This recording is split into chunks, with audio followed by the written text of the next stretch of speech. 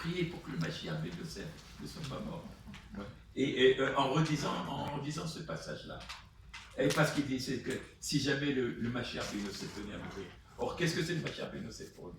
Ça veut dire ne pas accorder d'importance au sionisme laïque et matérialiste que nous avons au pays et qui a fait ce pays. Eh bien, alors on se rendra compte de la perte immense que le refus de la reconnaissance réciproque aura provoqué. Il ne faut pas que le Mashiach ben Yosef meure.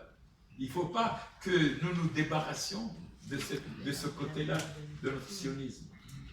Et ce sera un grand deuil. Et c'est par là que ça a commencé. En ce jour, il y aura un grand deuil à Jérusalem. C'est comme ça que ça a commencé. Le grand deuil de quoi? Le grand deuil de ceux qui sont partis maintenant. Alors, je vais terminer très rapidement sur ce dont on a commencé. On nous avait raconté que le deuil sera le deuil de Ahab et le deuil de Josias. Que ces deux deuils-là, c'est ça qu'on appelle le Hesped L'Yerushalayim, qui était le titre de Rav Kook. Mais le titre de Manitou, c'est Mashiach, le Misped de la Mashiach. Il s'agissait donc de faire qu'on n'ait pas à regretter la mort du Mashiach. Il fallait qu'il reste en vie, c'est-à-dire qu'on a encore besoin de lui.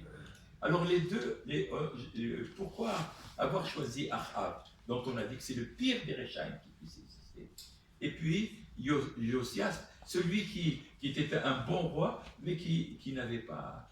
Alors, le Rav Kook dit parce que Ahab, c'est vrai, il a fait introduire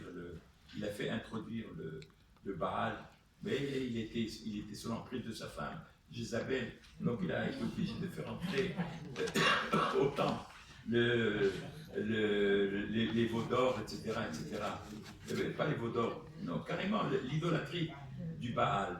Mais lorsqu'un jour, il a eu une guerre à faire avec un général syrien, Ben-Hadad, que Ben-Hadad lui a dit « Je vais venir chez toi et je vais prendre ce qu'il y a de plus précieux chez toi. » Et comme il pouvait, Ahab a dit « Bon, tu viendras, etc. » Mais je viendrai prendre Mahmad Anecha, ce qui est de plus important chez toi, à tes yeux. Je viendrai le prendre. Là, à ce moment, Ahab a dit, ça tu ne pourras pas le prendre. Ça jamais tu le prendras. Et il sera tué à cause de ça. Et les Haramim se sont posés, mais qu'est-ce qu'il avait d'important? Il avait d'important qu'il avait caché un petit Sefer Torah de sa femme. Et ça pour le Rav Kook, c'était l'étincelle qui reste encore vivante, même chez un Ahab. Tandis que, au contraire, chez Josias, il va y avoir aussi quelque chose. Donc,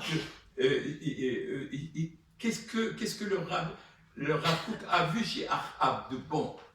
Son sionisme matérialiste. Et le contraire chez Josias. Le deuil sur la mort du Mashiach ben Yosef appellera tous une prise de conscience. Tous se rassembleront pour assainir la réciprocité. Donc ça, c'est renvoyé au futur. Et je veux terminer sur cette page. Excusez-moi. Et ça, j'y tiens beaucoup. Manitou. À qui on pose... Ah ben, tout à fait à la fin. Tout à fait à la fin. La page 9.